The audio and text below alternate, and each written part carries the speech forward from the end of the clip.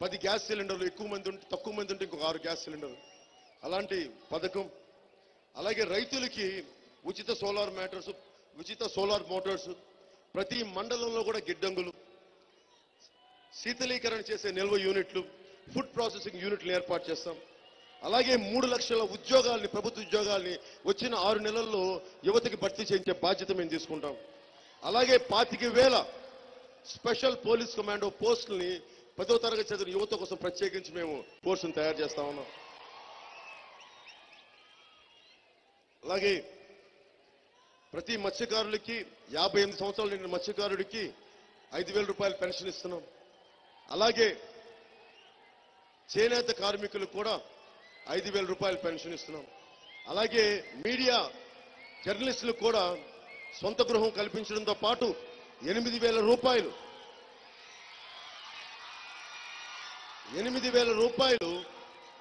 వారికి పెన్షన్ ఇవ్వబోతున్నాం.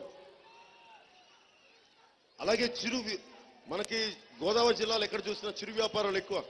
అలాంటి వారందరికీ ఏ విధమైన పూచీ లేకుండా 10,000 రూపాయల వరకు పావలా వడ్డీ రుణ సదుపాయం ఇస్తాం. తిరిగి కట్టేస్తే మళ్ళీ ఇంకొక సంవత్సరం లోపు కట్టేస్తే పావలా తాగిపోద్ది, సంవత్సరం దాటితే ₹10. ఇలాగ చిరు వ్యాపారాలకి వడ్డీలకి వాళ్ళ జీవితాలు దోచేయబడకుండా, వడ్డీ వ్యాపారస్తులను దోచేయకుండా ప్రభుత్వం వాళ్ళకి అండగా ఉండేలాగా ఎక్కువ సార్లు 10,000 రూపాయలు తీసుకో